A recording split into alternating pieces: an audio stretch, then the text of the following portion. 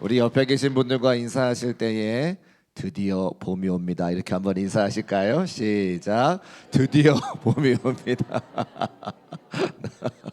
드디어 봄이 옵니다. 겨울이 나쁘다는 건 아니고요. 봄이 온다 이렇게 말씀드리는 거죠. 이번 주에 입춘이 있다 그래요. 제가 아침에 어떤 권사님과 같이 기도하는데 입춘이 온다. 근데 왜 이렇게 입춘이 반가운지, 그죠? 또 추워가지고. 아무튼 여러분 추위 견디시느라 너무 수고 많으셨고, 그러나 또 아마 또 봄을 시샘하는 꽃샘추위가 분명히 있을 겁니다. 그래도 잘 견디고 이겨내서 봄을 기다리는 그 마음과 설레임으로 또 오늘 하나님의 은혜와 말씀을 사모하며 설레이는 저와 여러분 되시기를 주의 이름으로 축복합니다. 제가 원래 계획하기로는 이 팔복의 말씀 가지고 8번 설교하면 3월 초에는 이제 다른 말씀 또 시리즈로 준비해서 말씀을 전해야 되겠다 계획했는데, 말씀을 묵상하면 묵상할수록 계속 하나님께서 은혜를 주셔서 팔복이 끝나지를 않아요. 오늘 또 온유한 자에 대한 두 번째 말씀을 전해야 되는데, 원래 지난주에 마치고 오늘 다른 말씀 증거해야 되는데, 말씀 묵상하다 보니까 온유한 자에 대해서 말씀을 조금 더 전해야 되겠다 그런 마음에 감동이 있어서 오늘 두 번째로 강함보다 위대한 부드러움의 승리 두 번째 말씀을 전해보려고 합니다. 제가 이제 목회하다 보니까 은퇴하시는 목사님들의 은퇴 예배에 몇 번 참석할 기회가 있었습니다. 어떤 목사님께서는 은퇴하실 때에 이제 함께 사역했던 부목사님들, 또 그 교회 담임하시던 교회 출신 목사님들께서 다 오셔가지고 특송하면서 또 목사님의 은퇴를 막 아쉬워하면서 눈물 흘리며 그렇게 예배를 드렸던 그런 기억이 제가 나요. 근데 어떤 목사님 은퇴 예배 때 갔더니 교단에서 큰 일을 맡으셨기 때문에 여러 가지 또 사역적으로나 또 관계적으로나 많은 분들이 오셨는데, 정작 함께 사역하셨던 부목사님들이나 또 그 교회 출신 목사님들께서는 한 명도 오지 않는 그런 일도 제가 보게 됩니다. 그러면서 사람이 은퇴할 때에, 목사님이 은퇴할 때에 사람이 남기도 하고 남지 않기도 하는 것을 보면서 그 차이가 무엇인가를 생각해 봤을 때에 온유함에 있구나. 마지막 사람이 은퇴할 때에 그 사람에게 사람이 남거나 남지 않는 것은 무슨 차이가 있는가? 온유함에 있는 것을 알게 되었습니다. 교회도 마찬가지인 것 같아요. 많은 성도님들이 계신데 어떤 분들은 교회 오시면 반갑게 맞아주는 교인이 있고, 어떤 분이 교회 오시면 오시는 둥 마시는 둥 대면 이렇게 하는 그런 교인도 있는 것도 보게 되어집니다. 또 자녀들의, 우리 성도들의 삶을 보면 자녀들이 늘 부모님을 찾아뵙고 부모님의 그 삶의 자리를 궁금해하고 이렇게 같이 삶을 살아가는 그런 가정이 있는 반면에, 자녀들도 부모님을 꺼려하고 자녀들도 부모와 대화하지 않는 그런 분들도 그 중에는 계신 것을 보게 되어집니다. 그러면서 도대체 뭐가 문제가 있을까, 뭐가 차이가 있을까, 그런 생각을 제가 해보게 되는 거죠. 그런데 사람이 남고 사람이 남지 않는 것의 가장 큰 이유는 무엇이냐? 바로 온유함에 있는 것을 알 수가 있습니다. 특별히 자녀들하고 관계가 좋지 않는 부모님들의 삶을 보면 때때로 호통을 치고 화를 내는 모습을 많이 보게 되는 거죠. 그래서 그 관계가 깨져서 노년의 삶이 외롭고 쓸쓸하게 삶을 지내는 모습들을 제가 많이 보게 된다는 겁니다.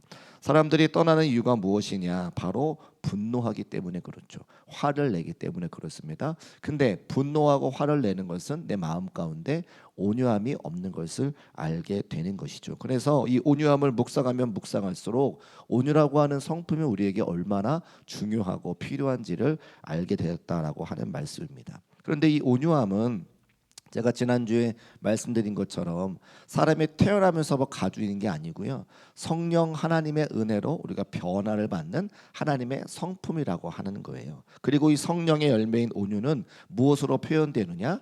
절제로 표현된다는 거죠. 사람이 화를 안 낼 수가 없습니다. 화나는 일이 있죠. 그런데 내가 온유함을 갖고 있다면 그것이 절제함으로 표현되어서 화를 내지 않고 오히려 침묵하는 것으로 인해서 관계가 깨어지지 않는 모습을 보게 되어진다는 겁니다. 야고보서의 말씀을 보니까 이런 말씀이 있습니다. 우리 같이 한번 읽어볼까요? 시작. 내 사랑하는 형제들아, 너희가 알지니 사람마다 듣기는 속히 하고 말하기는 더디하며 성내기도 더디하라. 사람이 성내는 것이 하나님의 의를 이루지 못함이라. 아멘. 사람이 성내는 것이 하나님의 의를 이루지 못한다라고 기록하고 있죠. 그래서 온유는 뭐냐? 다스리는 실력이다. 같이 한번 따라 하실까요? 온유함은 다스리는 실력이다. 온유함이 있는 사람은 자기가 속에 화가 나고 또 여러 가지 마음 상한 일이 있을 때 그것을 다스릴 수 있는 사람이 바로 온유한 사람인 것을 알 수 있다는 거죠. 그래서 온유한 사람은 강한 사람입니다. 우리가 부드럽고 따뜻한 사람 약하다고 생각하지만 아니요, 그 반대죠. 따뜻하고 부드럽고 온유함을 가진 사람이 오히려 더 강한 사람인 것을 알 수가 있습니다. 예수님도 때때로 화를 내셨습니다. 예수님도 화를 내셨어요. 그런데 언제 화를 내셨냐면 외식하는 자들과 하나님을 대적하는 자들에게 이 독사의 자식들과 같다고 말씀해 주셨고, 또 성전에서 장사하는 사람들의 상을 뒤엎으셨고 그들을 몰아내기도 하셨습니다. 그런데 예수님은 항상 화를 내시는 것이 아니라, 느닷없이 분노하시는 것이 아니라 그에 합당한 이유가 있을 때에 거룩한 분노를 내신 것을 알 수가 있는 거예요. 그러니까 사람들이 생각할 때에 예수님이 화를 내실 정도라면 그 사람들이 잘못했구나라고 알 만큼 예수님은 아무 때나 화를 내시는 분이 아닌 것을 알 수가 있습니다. 그래서 예수님께서 화를 내셨다면 그 화내신 사람들이 잘못한 거구나, 무언가 화내실 만한 일이 있구나라고 인정받을 만큼 예수님께서는 평소에 온유하셨지만 절제함으로 거룩한 분노를 내신 분인 것을 알 수가 있습니다. 잠언에 또 이런 말씀이 있는데요, 같이 읽어볼까요? 시작. 노하기를 더디하는 자는 용사보다 낫고 자기의 마음을 다스리는 자는 성을 빼앗는 자보다 나으니라. 아멘. 이 말씀에 의하면 누가 용사입니까? 노하기를 더디하는 사람이 용사죠. 누가 크고 강한 사람입니까? 자기 마음을 다스리는 사람이 크고 강한 사람인 것을 알 수가 있습니다. 그러니까 하나님께서는 온유한 자가 성숙한 자다, 또 약한 사람이 아니라 강한 자다라고 보는 것을 말씀을 통해 알 수가 있습니다. 그러면 우리가 이 말씀을 듣고 이제 우리 자신을 돌아봐야 되는 거죠. 나는 온유한 자인가? 나는 화를 내는 사람인가? 나는 내 마음을 다스리는 사람인가? 나는 내 마음에서 나오는 대로 행동하는 사람인가? 바라고 원하기는 우리 사랑하는 중국교회 모든 성도들이 온유한 자가 되어서 나의 마음을 절제하고 다스릴 수 있는 성도의 삶이 되시기를 주의 이름으로 축복합니다. 근데 그것은 내가 원한다고 되는 것이 아니라 성령의 임재로, 성령의 열매로 내가 변화받을 수 있다고 말씀을 드렸어요. 말씀 안에 살고 하나님의 임재 안에 거할 때에 성령의 열매로서 온유함과 절제가 있는 사람이다 말씀을 드렸습니다. 그래서 우리 사랑하는 중국교회 모든 성도님들께서 말씀 안에 거하시고 또 하나님의 임재가 충만하여서 성령의 열매로 변화가 될 수 있는 저와 여러분 되시기를 주의 이름으로 축복합니다. 또한 이 온유함은 우리 교회 특별히 리더십들에게, 또 교사나 속장이나 또 우리 임원들에게 굉장히 필요한 것인데, 왜냐하면 이 온유한 마음이 있어야 관계적으로 아름다워질 수 있다는 거죠. 교회가 사실은 다 사람과 사람과의 관계이기 때문에 속장님이나 우리 교사 선생님들이나 또 교회를 함께 이끌어가는 모든 임원들에게 이 온유함이 필요한 것을 알 수가 있습니다. 우리 갈라디아서 6장 1절 말씀 같이 읽겠습니다. 시작. 형제들아, 사람이 만일 무슨 범죄한 일이 드러나거든 신령한 너희는 온유한 심령으로 그러한 자를 바로잡고 너 자신을 살펴보아 너도 시험을 받을까 두려워하라. 아멘. 지금 오늘 우리에게 무슨 말씀을 사도 바울이 하시느냐, 가정이나 교회 공동체에서 문제가 생길 수 있다는 거예요. 어떤 사람이 만일 무슨 범죄한 일이 드러나거든 문제가 있다는 얘기를 하는 겁니다. 가정에서도 문제가 있고요, 교회에서도 문제가 있고요, 사회에서도 문제가 있다는 건데, 그럴 때에 예수 믿는 사람들 어떻게 해야 되느냐, 온유한 심정으로 그러한 사람을 바로잡고 그리고 나를 살펴보아라, 이렇게 권면하고 있는 것이죠. 왜냐하면 우리가 함께 섬기고 있는 가정이나 교회는 세상과는 다르기 때문입니다. 무슨 말씀이냐, 온유한 사람만이 주어진 문제를 해결할 수 있다는 거예요. 여러분, 큰 문제일수록 그렇죠. 지혜로운 사람, 성숙한 사람, 그런 사람들이 문제를 해결하는 거지, 자신의 감정과 생각조차 다스리지 못하는 사람이 그 문제를 다루면 문제가 더 커지기만 하고 싸움이 더 커지기만 하다는 겁니다. 그래서 모름지기 한 그룹의 리더가 되는 사람들은 지혜로운 자가 되고 온유로운 자가 되어서 문제를 축소하고 문제를 해결해야지, 문제를 맡겨놨더니 더 큰 문제를 만들어서 교회 공동체나 가정을 깨뜨리는 사람들이 생각보다 많다는 것이죠. 그래서 그 문제를 다루는 사람들은 모름지기 지금 내 성품이 온유해지는가, 내가 지금 지혜로운 마음을 갖고 있는가를 살펴봐야 된다고 하는 것입니다. 그래서 문제를 다룰 때에 몇 배는 더 기도해야 되고요, 하나님의 다스리심과 인도하심을 구하면서 내가 온유한 심정으로 그 문제를 다스릴 수 있는 저와 여러분 되시기를 주의 이름으로 축복합니다. 두 번째, 우리의 목적이, 온유한 사람은요, 우리의 목적이 무엇이 잘못되는 것을 밝혀서 바르게 하는 것이 아니라 사람을 살리는 데 목적이 있다는 거예요. 여러분, 우리 중국교회는 사람을 살리는 교회인 것을 믿으시기를 주의 이름으로 축복합니다. 다 잘못할 수 있어요. 잘못할 수 있죠. 다 잘하려고 하다가 잘 안 될 수 있는 거잖아요. 여기 함께 모여 예배드리시는 우리 모두가 교회가 다 잘 되기를 원하고, 다른 사람이 잘 되기를, 교회가 잘 되기를 원하고, 다른 성도들 축복받기를 원하고, 행복하기를 원하지, 다른 사람 미워해서 여기 모인 사람 한 명도 없어요. 근데 하다 보면 때로 실수할 수도 있고 잘 안 될 수도 있죠. 그럴 때에 우리는 그 잘못을 집어서 이거 잘못했다고 말하는 것이 아니라 그 사람을 살리기 위한 공동체로 교회가 있는 것이지, 잘못을 지적하려고, 잘못을 바로잡으려고 교회가 있는 게 아니라는 거예요. 그거는 어디서 하는 거예요? 사회에서 하는 거죠. 사회에서. 여러분, 교회가 사회랑 똑같아서 되겠습니까?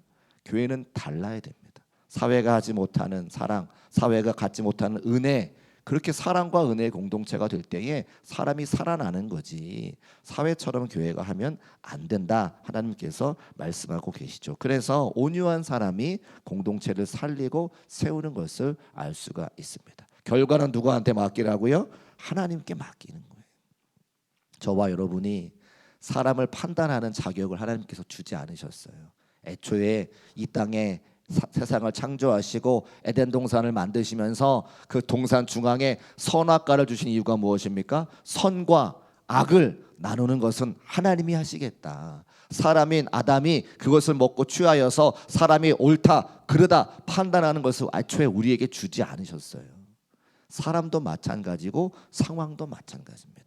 하나님은 우리에게 그것을 누리라고 주셨지, 그것을 판단하고 정죄하라고 우리에게 말씀하지 않으셨습니다. 결과는 하나님께서 알아서 판단하시고 선한 길로 인도하실 거니까 우리는 서로 사랑하고 섬기고 아름다운 믿음의 공동체 만들어가는 저와 여러분 되시기를 주의 이름으로 축복합니다. 그리고 세 번째, 온유한 사람이 다른 사람의 분노를 잠재울 수 있습니다. 사람은 누구나 다 감정적이고요, 사람은 누구나 다 미성숙하죠. 쉽게 흥분하고 쉽게 약해지곤 합니다. 그래서 민감한 문제를 다룰 때 더 조심해야 돼요.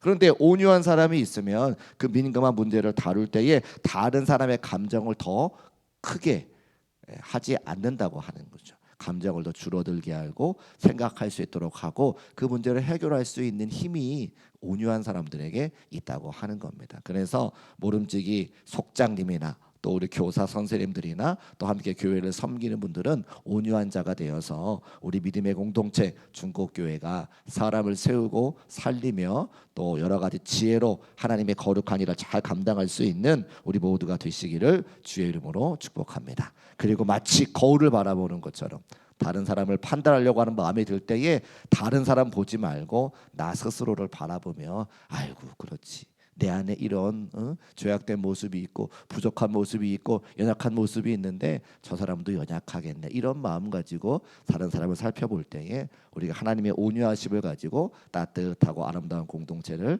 만들어갈 수 있겠다, 이렇게 생각을 하게 되었습니다. 그리고 나서 온유한 자가 받을 복이 이제 땅이라고 말씀해 주셨는데, 제가 이 땅을 묵상하면서 그런 생각이 들었어요. 지난주에는 제가 이 땅에 대해서 예수님께서 우리에게 땅을 얻으면 참된 평안과 안식을 얻는 것처럼 예수님께서 우리에게 참된 안식과 평안을 주시니까 땅은 예수님이다, 제가 이런 말씀으로 지난주에 결론을 맺었거든요. 그렇게 제가 말씀을 묵상할 때에 또 한 번 저에게 은혜를 주실 때에 땅이 사람인 것을 저에게 말씀해 주셨습니다. 땅이 뭐라고요? 사람. 우리가 받을 온유한 자에게 주신 하나님의 축복 중에 한 가지가 땅이 사람이라는 거예요. 왜요? 땅에는 누가 살고 있어요? 사람이 살고 있죠. 땅이 우리에게 복이 되려면 그 땅은 사람이 일구어서 거기서 소출을 얻을 수 있는 곳이 되어야 되기 때문에 그 땅에는 반드시 사람이 있고, 땅을 우리에게 기업으로 준다고 하는 말씀은 우리에게 사람도 더불어 준다는 말씀인 것을 알게 되었습니다. 왜냐하면 기업으로 받다라고 하는 동사가 클레노 노메오라고 하는 동사인데, 이 동사는 우리가 하나님의 아들로서 하나님의 자녀로서의 삶을 살아갈 때에 그 자격에 합당하게 땅을 주신다고 성경에 기록되어져 있는 거예요. 그러니까 우리는 무엇으로 전쟁을 통해서 열심히 노력을 해서 얻는 것이 아니라 온유한 자가 되어 하나님의 자녀로서의 삶을 살아가면 그 땅은 우리에게 당연히 약속되어져 있는 하나님의 축복이라는 거예요. 그 땅에 살고 있는 수많은 사람들이 내가 축복으로 얻을 수 있다는 거죠. 가만히 생각해 보십시오. 온유한 자에게 사람이 많이 붙습니까? 화내는 사람에게 사람이 많이 붙습니까? 온유한 사람에게 사람이 많이 붙는 거예요. 그래서 제가 설교 서두에 말씀드린 것처럼 은퇴하신 목사님들을 보니까요, 화내고 혈기 있는 목사님 주변에 사람이 없더라는 거죠. 온유한 마음 가지고 사람을 살리고 섬기고 도와주려고 할 때에 그 목사님 주변에 수많은 후배 목사님들이 모이는 것을 보게 되어집니다. 그래서 저도 은퇴할 때는 아직 많이 남았지만 중간에 함께 만나는 동력하는 우리 부목사님들과 또 우리 교회 출신 사역자들을 잘 섬기고 제가 나누고 알려줘서 은퇴할 때에 많은 사람들이 축하를 좀 해주면 어떨까, 이제 그런 마음을 갖고 또 말씀에 순종해 보는 거죠. 아멘이세요? 자, 우리 시편 말씀 같이 한번 읽어볼까요? 시작. 여호와를 자기 하나님의 담은 나라 곧 하나님의 기업으로 선택된 백성은 복이 있도다. 아멘. 하나님을 자기 기업으로 선택한 사람 복이 있다 말씀하고 있습니다. 제가 그래서 이렇게 좀 뭐 여러 가지 생각을 제가 했는데, 오늘 뒤에 성찬식도 있고 또 이렇게 제가 뭐 온유한 사람 되는 여러 가지 방법을 제가 이렇게 말씀을 드렸는데, 제가 여러분에게 이런 말씀 드리기보다 저보다 더 삶을 오랫동안 사신 김형석 교수님께서 이런 글을 쓰셨더라고요. 제가 그래서 그 글을 한번 읽어보려고 하는데요. 김형석 교수님 다 아시죠? 올해 106세가 되셨습니다. 연세대학교 석좌 교수로 은퇴하셨는데, 은퇴하신 이후에도 많은, 이분이 기독교인이세요. 그래서 많은 기독교 세계관을 가지고 많은 사람들에게 삶의 진리를 알려주시는 분이세요. 그런데 뭐라 말씀하셨냐? 지혜의 교훈에 귀를 기울이면 평화롭고 화목한 노를 누릴 수 있다, 이렇게 기록하고 있죠. 100년을 살아보니까 지혜보다 더 중요한 것이 있더라는 거예요. 그것이 무엇이냐? 사랑이더라. 그 사랑은 똑똑함으로 나타나는 것이 아니라 오히려 바보처럼 보일 때가 가장 깊게 드러난다, 이렇게 말씀하셨더라고요. 제가 이 교수님의 글을 한번 찬찬히 읽어볼 테니까 한번 들어보시기 바랍니다. 여러분, 사람은 나이가 들수록 지혜로워진다고 생각합니다. 그런데 저는 100년 가까이 살아보니 지혜보다 더 중요한 것이 있다는 걸 알게 되었습니다. 그것은 사랑입니다. 그리고 그 사랑은 똑똑함으로 나타나지 않습니다. 오히려 바보처럼 보일 때 가장 깊이 드러납니다. 부모와 자식 사이가 멀어지는 이유는 대개 큰 사건 때문이 아닙니다. 대부분은 말 한마디, 태도 하나에서 시작됩니다. 부모는 늘 이렇게 말합니다. 너를 위해서 하는 말이다. 다 경험해본 사람으로서 말해주는 거다. 그건 네가 아직 몰라서 그렇다. 하지만 자녀들의 귀에는 이 말들이 이렇게 들립니다. 너는 아직 미숙하다. 네 생각은 틀렸다. 나는 너보다 위에 있다. 부모가 옳은 말을 할수록 자식은 점점 말을 하지 않게 됩니다. 제가 살아보니 분명한 것이 하나 있습니다. 부모는 자식에게 이기면 안 됩니다. 말로 이기고 논리로 이기고 경험으로 이기면 부모는 잠깐 이긴 것 같지만 관계는 반드시 집니다. 반대로 부모가 한 발 물러서고 조금 져주는 것 같을 때 관계는 살아납니다. 자식은 부모에게 패배자를 원하지 않습니다. 자기 편을 원합니다. 제가 자식 앞에서 바보가 되라라고 말하면 사람들이 오해를 합니다. 자식 교육을 포기하라는 말인가요? 아무 말도 하지 말라는 뜻인가요? 그렇지 않습니다. 제가 말하는 바보란 모르는 사람이 아닙니다. 다 알지만 다 말하지 않는 사람입니다. 알아도 모른 척 해주고 서운해도 참고 넘기고 오라도 굳이 따지지 않는 사람, 그게 바로 사랑 때문에 손해볼 줄 아는 사람입니다. 부모가 가장 많이 범하는 실수는 자기 인생을 자식의 인생을 자기 인생의 연장선으로 생각하는 것입니다. 그 길은 내가 가봤다. 그건 실패한다. 내 말대로 해라. 하지만 자식은 부모의 복사본이 아닙니다. 부모의 작품도 아닙니다. 자식은 부모에게 맡겨진 또 하나의 인생입니다. 부모의 역할은 길을 대신 걸어주는 것이 아니라 넘어질 자유를 허락하시는 것입니다. 자식이 부모에게 다가올 때 정답을 기대하는 경우는 거의 없습니다. 자식이 원하는 것은 이것입니다. 내 이야기를 끝까지 들어줄 사람, 틀려도 버리지 않을 사람, 내 편이 되어줄 사람. 그런데 부모는 너무 빨리 말합니다. 너무 빨리 판단합니다. 너무 빨리 결론을 냅니다. 그 순간 자식들의 마음은 다칩니다. 젊을 때는 가르칠 것이 많습니다. 하지만 나이가 들수록 부모는 배울 준비를 해야 합니다. 이제는 내가 다 아는 나이가 아니다. 자식에게도 배울 것이 있다. 이 태도를 가질 때 부모는 권위를 요구하지 않아도 존경을 받게 됩니다. 100년을 살아보니 성공도 돈도 명예도 결국은 다 지나갑니다. 마지막에 남는 것은 단 하나입니다. 사람과 사람 사이의 기억, 특히 자식에게 남는 기억은 이것입니다. 우리 부모는 내가 부족해도 끝까지 나를 품어주었다. 그 기억 하나면 자식은 평생 버틸 수 있습니다. 그래서 저는 이렇게 말하고 싶습니다. 자식 앞에서는 똑똑한 부모가 되려고 하지 마십시오. 완벽한 어른 되려고 애쓰지 마십시오. 사랑 때문에 조금 손해보고 조금 져주고 조금 바보처럼 살아도 괜찮습니다. 그 바보 같음이 자식을 살리고 부모 자신도 살립니다. 이렇게 글을 기록하셨더라고요. 제가 이 글을 좀 읽으면서 저는 아이들이 아직 학교 다니고 있으니까 근데 100% 맞는 말이다 이런 생각을 제가 하게 되었습니다. 그리고 이 김영석 교수님이야말로 온유함으로 사람을 얻으신 그런 분이 아니실까 제가 생각을 했습니다. 서두에 말씀드린 것처럼 교회 안에서 자녀들과도 대화가 되지 않은 수많은 성도들을 바라보면서 우리에게 필요한 것이 무엇이냐? 예수님께서 말씀하신 하나님께서 말씀하신 온유함이 아닌가? 그리고 온유함을 우리가 갖고 있을 때에 사람들과의 관계가 회복되어지고 부모 자식 간의 관계가 회복될 수 있다라고 하는 것을 이 김영석 교수님의 인생을 통해서 그의 글을 통해서 알게 되었습니다. 사랑하는 중국교회 모든 성도님들 오늘 들은 말씀 기억하시고 온유한 자가 되어서 우리 하나님 앞에 사람이 남는 인생 되어 하나님께 영광 올려드릴 수 있는 저와 여러분 되시기를 주의 이름으로 축복합니다. 기도